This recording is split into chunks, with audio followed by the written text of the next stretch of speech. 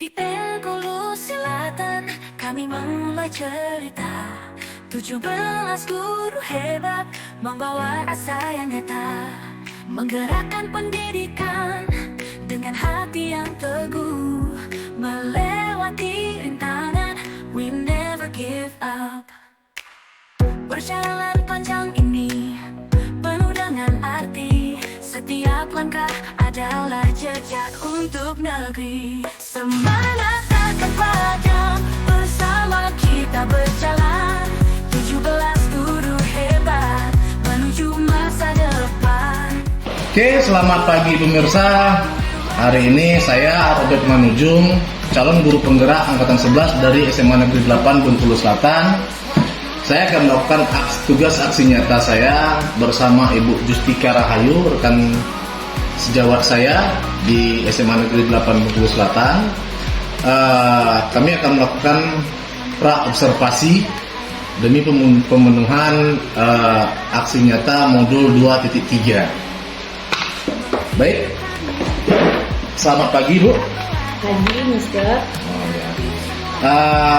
Nanti kita akan melakukan pra-observasi Bu ya di sini tentang pembelajaran yang akan Ibu laksanakan.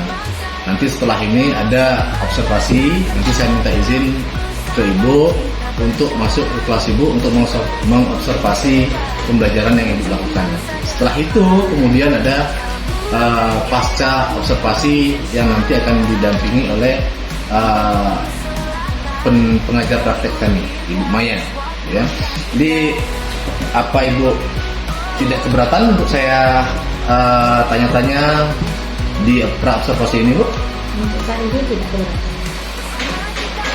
Baik, pertanyaan saya yang pertama itu Bu, tentang tujuan pembelajaran yang akan Ibu laksanakan nanti sebelum sewaktu nanti saya observasi.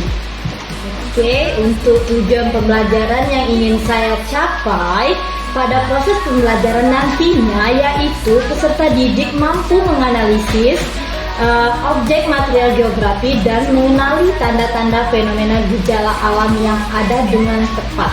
Jadi tujuan pembelajarannya membahas objek, fenomena. Ya. Selanjutnya area pengembangan yang hendak Ibu capai itu seperti apa? Di sini saya lebih menekankan kepada peserta didik di pengetahuan, karena nantinya yang peserta didik akan menyelesaikan masalah-masalah yang berkaitan dengan objek material geografi dan tanda-tanda fenomena alam yang di sekitar kita. Dengan keterampilan ini diharapkan peserta didik dapat mendeskripsikan dengan rinci gejala alam di sekitar kita. Kemudian pertanyaan yang ketiganya Bu, strategi yang akan Ibu persiapkan untuk pembelajaran yang nanti akan saya observasi itu seperti apa Bu? Kalau strateginya saya menggunakan strategi pembelajaran kontekstual atau CPL. Di sini mengacu pada peserta didik mencari solusi dan studi kasus tersebut dari beberapa sumber yang valid atau yang bersebar. Ini nanti akan menggunakan pembelajaran kontekstual Bu ya. Ya. Oke, ada lagi yang kira-kira perlu ditambahkan di sini Bu? Mungkin untuk model pembelajarannya, Ya. model pembelajaran sesuai dengan rancangan yang sudah saya buat sebelumnya, yaitu model pembelajaran komparatif learning yang diskusi tanya jawab. Nanti akan ada juga cooperative learning di sana Iya. ya. Oh. Nah, observasinya kapan bisa kita laksanakan itu Bu? Tanggal 12 di hari Sabtu. Hari Sabtu tanggal 12 Bu ya? Iya. Itu jam ke 1 sampai 3. 1 sampai 3. Oke. Nanti hari Sabtu nanti saya akan masuk ke kelas Ibu. Saya mohon izin, nanti akan ada observasi tolong dipersiapkan juga mungkin RPP biar bisa kita bahas bersama sebelum dimasuk dulu ya. Itu saja Bu pertanyaan dari saya di pra-observasi ini. Nanti akan dibahas selanjutnya yang RPP, tolong diperlihatkan dulu atau nanti sewaktu observasi juga boleh. Ya. Oke, itu saja. Baik, terima kasih Bu. Baik, rekan-rekan guru hebat sekalian, itu tadi percakapan pra-observasi kelas saya bersama Ibu Justika Rahayu.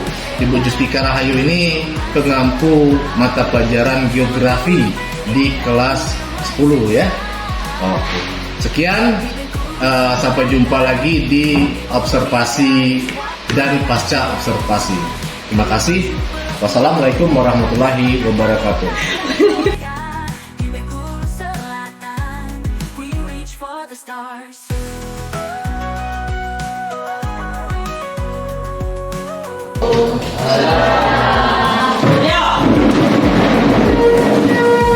Salam kepada ibu.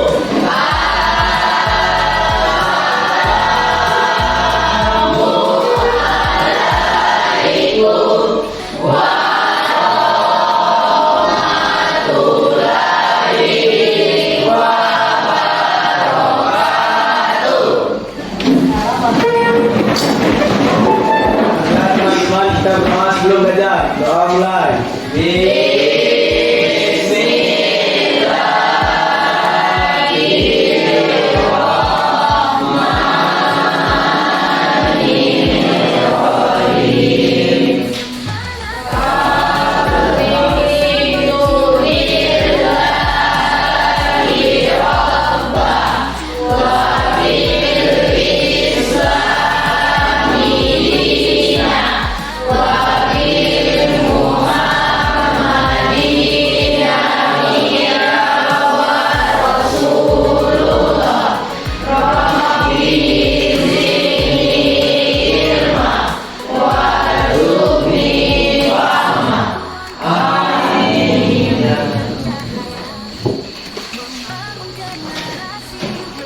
Kabar kalian hari ini? Ada yang tidak datang?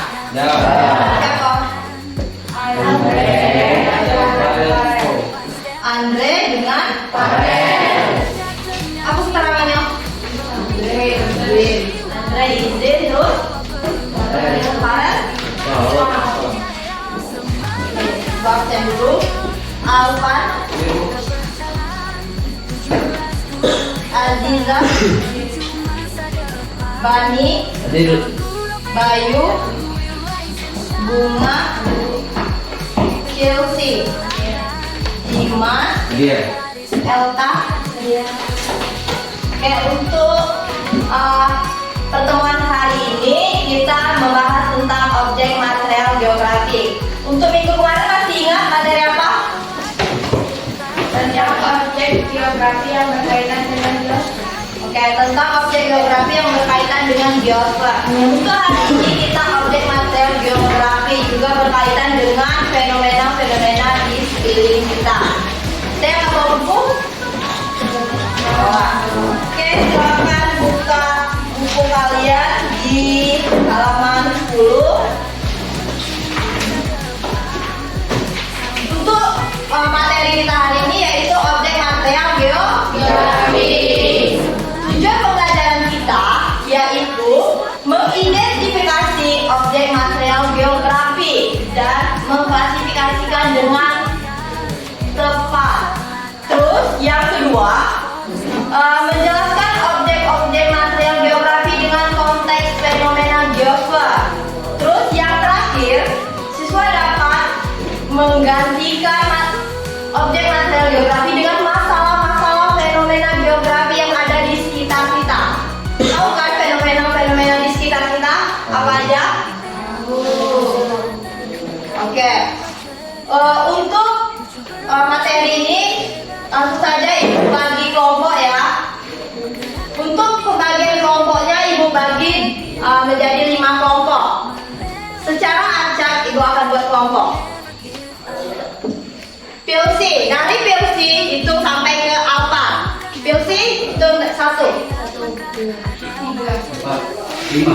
terus ke Bani 1, balik lagi ke 1, 1, 2, 4. Saya minta ya. 2, 3, 4, 5. Dimas. Betul. 3, 4, 1, 2, 3. Oke. Untuk yang kelompok 1 sesuai dengan nomor masing-masing. Kelompok 1 yang urutan nomor 1 silakan buat kelompok. Yang nomor 2 juga seperti itu, selanjutnya juga begitu. Buat kelompok. Sini. Untuk kelompok 2 atmosfer. Untuk kelompok 3 hidrosfer. Untuk kelompok 4 biosfer. Dan kelompok terakhir antroposfer. Kelompok 1 bahas apa? 2 atmosfer. 3 hidrosfer. 4 terakhir antroposfer. Oke, kalian cari hubungan dengan alam dan fenomena-fenomena yang terjadi. Sampai sini paham tugasnya? Paham. Oke, kerjakan. Ngomongnya biar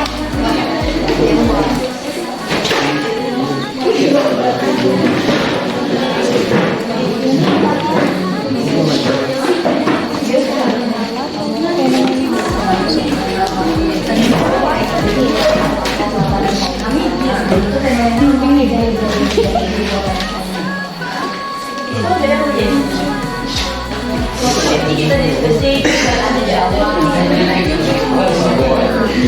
Jawab sesuai yang terjawab.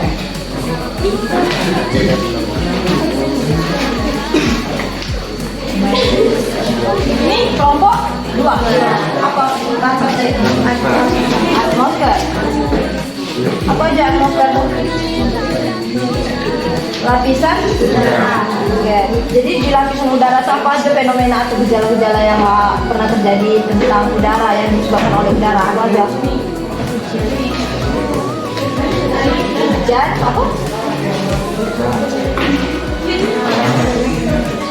Nah, terus kamu buat satu aja kan kelas tuh ini dan tanya jawab apa yang belum paham ditanyakan. Baik, assalamualaikum warahmatullahi wabarakatuh. Waalaikumsalam warahmatullahi wabarakatuh. Kami dari kelompok 1 dan dari kelompok 1. Saya Una sebagai moderator, ada teman saya Angga sebagai presenter, Chelsea sebagai penjawab pertanyaan, dan Vivi sebagai penulis.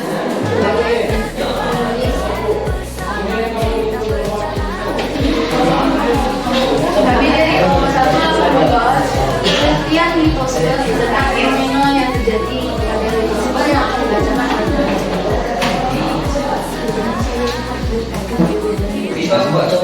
Litosfer adalah lapisan zat bumi paling luas yang terdiri atas batuan dan abu. Litosfer merupakan tempat kehidupan makhluk hidup yang berada di darat seperti hewan, tumbuhan, dan manusia. Kami dari kelompok 5 ingin bertanya kepada kelompok 1. Jelaskan pengertian litosfer. Baik, kami akan menjawab pertanyaan dari kelompok 5.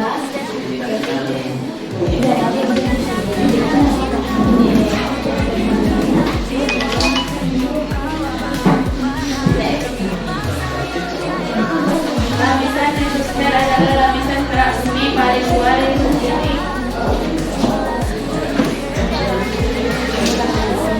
Jelaskan pengertian litosfer.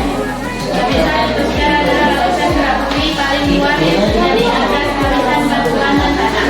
Litosfer merupakan tempat kehidupan makhluk hidup yang berada di darat seperti hewan, tumbuhan, dan manusia.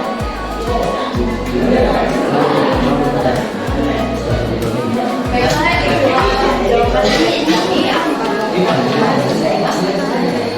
Baiklah, kami dari kelompok 5 menerima jawaban dari kelompok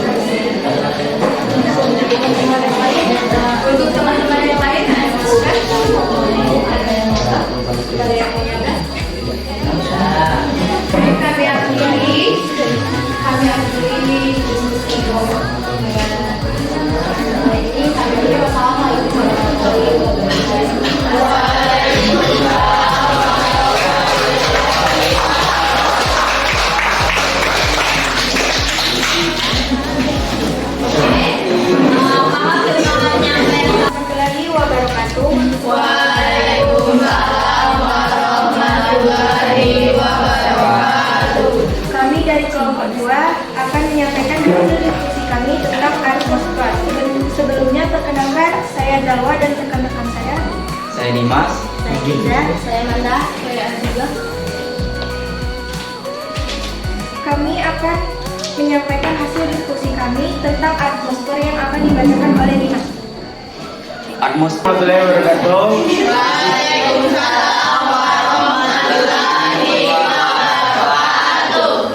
Di sini kami akan membacakan hasil diskusi kami. Sebelumnya, perkenalkan saya Rakif Alfianza. Saya Bani Satria Pradewa. Saya Marlinza dan saya Alda Rizkyana. Baiklah, kami akan membacakan hasil diskusinya yang dibacakan oleh Bani. Introvert, beberapa aspek utama hubungan.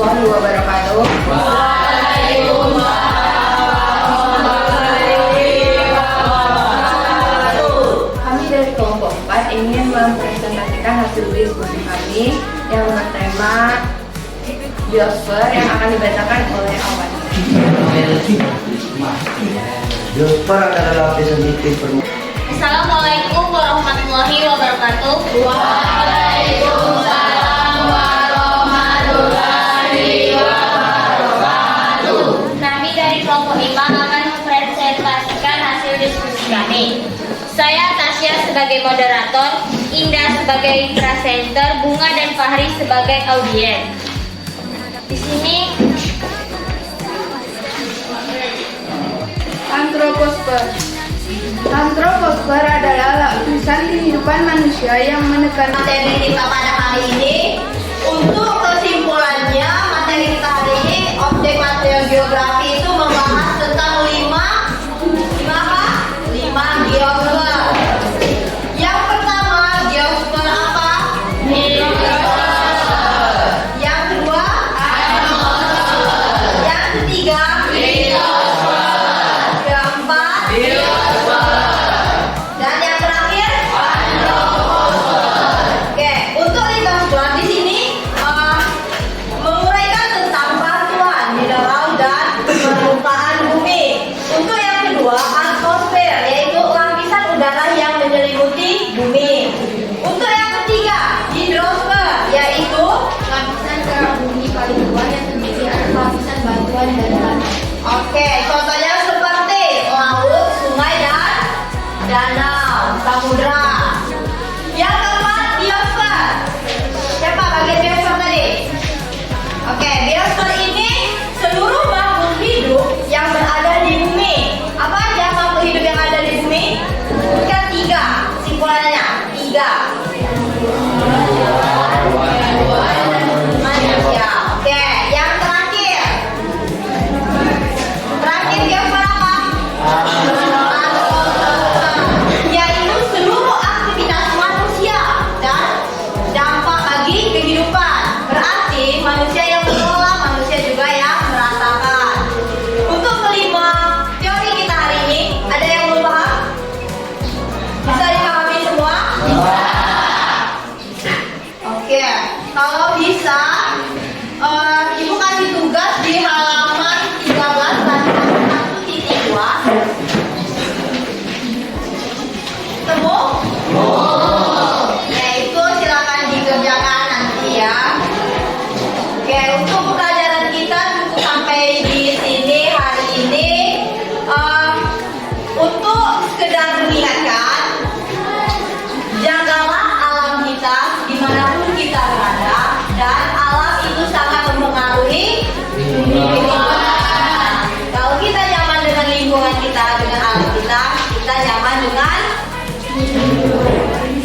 lingkungan kita. Alam itu sebagai rumah kita, tempat kita berinteraksi. Oke, untuk pertemuan kali ini Bu cukupkan sampai sini. Bu akhiri billahi taufiq wal hidayah. Wassalamualaikum warahmatullahi wabarakatuh.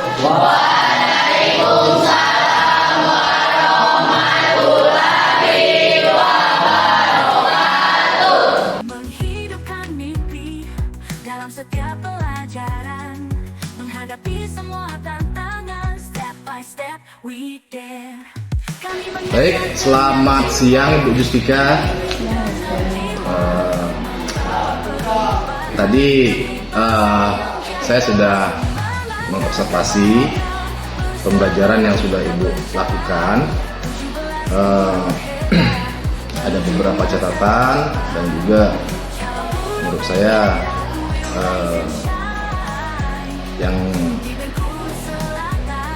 yang harus Ibu kembangkan. Itu kalau menurut Ibu ini dulu nih, tujuan pembelajaran dari pembelajaran yang sudah Ibu lakukan tadi itu sudah tercapai atau belum? Kalau dari segi kegiatan tadi sudah lebih baik, sudah tercapai, tetapi akan lebih meningkatkan lagi aspek kedepannya karena ada beberapa media yang belum lengkap media pembelajarannya, tetapi sudah lumayan baik lah. Ya, karena saya lihat tadi kan infokusnya nggak pakar, ya. Itu mungkin dikarenakan memang infokus kita yang terbatas, ya. Terbatas, untuk medianya itu terbatas. Ya, kita masih rebutan infokusnya. Ya, karena kelas sebelah juga menggunakan. Oh iya, nggak apa-apa berarti. Terus tadi saya lihat juga strategi pembelajarannya Ibu belum menggunakan strategi pembelajaran berdiferensiasi. Ya. Nah, itu kenapa belum dilakukan itu, Bu? Karena secara keseluruhan atau terlebih lanjut saya belum memahami strategi pembelajaran berdiferensiasi itu. Apa ya? Jadi tujuan observasi kita hari ini adalah pasca observasi gitu ya. Tujuannya itu untuk mengevaluasi pelaksanaan pembelajaran Ibu yang sudah Ibu lakukan tadi, dan juga kita akan mengidentifikasi kekuatan dan juga kelemahan serta merancang strategi pembelajaran dan mengidentifikasi kekuatan peningkatan berdasarkan kebutuhan siswa. Nanti kita akan buat misalnya bersama-sama kita akan merencanakan pembelajaran berdiferensiasi. Kemudian juga pasca observasi ini juga bertujuan untuk meningkatkan kompetensi Ibu sebagai pengajar di kelas dalam menciptakan pembelajaran yang efektif dan relevan. Terus ini Bu, bagaimana perasaan Ibu tadi waktu saya observasi di kelas ini? Selama observasi perasaan saya campur aduk, ada gugup dan antusias. Di sini saya gugup karena saya diawasi atau diperhatikan secara langsung. Tetapi di sini juga saya senang karena saya dapat menerima masukan yang konstruktif dan untuk menambah pengembangan diri dan pembelajaran saya. Saya juga dulu waktu diobservasi ya merasa gugup juga Bu ya. Itu manusiawi. Terus hal-hal yang menurut Ibu itu yang sudah baik, apa saja yang sudah Ibu lakukan? Di sini yang menurut saya sudah baik, penjelasan materinya melibatkan atau dilakukan secara jelas dan terstruktur. Kemudian anak sudah bisa dilibatkan berdiskusi secara aktif. Terus media pembelajaran yang kami gunakan sudah relevan, menggunakan peta lokal dan video, ada beberapa video walaupun lewat HP, video fenomena geografi. Jadi Ibu sudah menggunakan teknologi juga Bu ya, sudah boleh menggunakan HP. Berarti di sekolah Ibu bisa boleh membawa HP Bu? Boleh. Terus selanjutnya itu ada nggak hal-hal yang perlu ditingkatkan dalam proses pembelajaran ke depannya? Mungkin di manajemen waktunya Pak, salah satunya di sesi diskusi, dan presentasi. Terus kemudian meningkatkan atau mendorong anak yang belum aktif untuk terlibat ke dalam proses pembelajaran. Jadi memang saya lihat tadi ada beberapa siswa itu masih kurang terlibat. Kurang terlibat tadi kayaknya. Dan juga memang waktunya juga ya, masalahnya waktunya. Terlalu sempit atau terlalu panjang? Terlalu sempit. Terlalu sempit. Oke, terus selanjutnya apabila anak-anak sudah merasa jenuh, apa yang akan ibu lakukan? Mungkin dengan bervariasi pembelajaran bervariasi Pak, seperti bermain edukatif, terus tuh ice breaking supaya mencairkan kembali suasana kelas dan anak bisa semangat lagi. Terus mungkin studi kasus yang menarik. Oh iya. Jadi memang ice breaking itu bagus ya. Iya. Apalagi ibu orangnya kayaknya energik, kalau pakai ice breaking kayaknya anaknya lebih semangat lagi. Kalau itu yang adakan mungkin lebih bagus lagi. Contoh-contohnya sudah ada bisa ibu lihat di media sosial, ada di YouTube ada contoh-contoh ice breaking itu ya. Terus kapan waktu pelaksanaan yang akan ibu lakukan dari beberapa hal yang telah ibu jelaskan tadi itu? Kemungkinan 2 minggu ke depan Pak. Terus kami evaluasi dulu berkala Pak per bulan. Jadinya kami persiapkan dulu. Jadi nanti kami evaluasi per bulannya, apakah per 2 minggu sekali atau bisa kalau sudah bisa dipergunakan atau bisa dipahami semua anak bisa terlibat, kemungkinan 1 minggu sekali. Terus ini Bu, kalau saya kasih rentang nilai antara 0 sampai 10. Nah, ibu itu di posisi yang mana pada pelaksanaan pembelajaran ibu tadi waktu di kelas tadi? Kalau menurut saya Pak mungkin rentang 7. 7 ya? Iya. Karena kalau penyampaian materi sudah jelas dan secara terstruktur, tetapi kami kurang media. Karena anak tuh bervariasi, ada yang senang melihat media, ada yang langsung dijelaskan tuh, ada yang bisa paham. Tapi kebanyakan anak belum bisa terlibat di dalam kalau cuma dijelaskan aja. Berarti memang sepertinya memang butuh menggunakan pembelajaran berdiferensiasi sebetulnya. Kalau dilihat seperti itu ya. Terus tantangan apa yang ibu hadapi dalam melakukan pembelajaran di kelas ini? Mengelola waktu. Ya, mengelola waktu agar semua aktivitas itu berjalan sesuai dengan rencana. Terus saya itu lebih agak menantang itu memotivasi siswa agar lebih aktif terlibat di dalam proses pembelajaran itu Pak. Karena kalau mereka tidak terlibat di dalam itu, kita tidak bisa memotivasinya. Mereka cuma datang duduk diam. Ya, absen. Datang duduk diam ya. Iya. Memang peran kita sebagai guru itu harus bisa menumbuhkan rasa percaya diri supaya anak itu merasa dia itu bisa melakukan pembelajaran yang kita sajikan, dan memang peran kita juga sebagai pembuat pembelajaran yang lingkungan yang nyaman di kelas, dan supaya setiap siswa itu merasa tenang dan senang dalam memberikan pendapat mereka, mungkin ya seperti itu. Oke, rasanya cukup dulu Bu Justika ya. Tadi pembelajaran geografinya berarti rencana tindak lanjut kita itu akan mencoba menggunakan pembelajaran berdiferensiasi. Nanti ibu bisa bertanya ke saya, kita bisa sharing, bisa ke rekan-rekan yang lain. Kita juga punya ibu Ustila yang sudah PP di sini yang juga bisa mungkin membantu ibu nanti. Oke, sekian percakapan pasca observasi kita hari ini Bu Ustila. Saya minta maaf karena mengganggu proses, mungkin sekarang ibu sedang sibuk mengejar. Terima kasih atas waktu yang sudah ibu berikan di waktu pra-observasi dan sudah memperbolehkan saya masuk untuk mengobservasi kelas ibu tadi, dan juga saat ini saya kembali mengganggu waktu ibu untuk melakukan pasca observasi.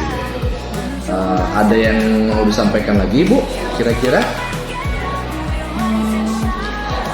Kira-kira cuma nanti aja mau nanya yang kelanjutan strategi berdiferensiasi. pasti saya sangat senang hati akan membantu Ibu juga ya. Berarti kita sharing-sharing juga ke yang lain. Oke, kalau sudah tidak ada lagi rasanya cukup sekian. Maaf mengganggu Ibu, selamat siang dan terima kasih.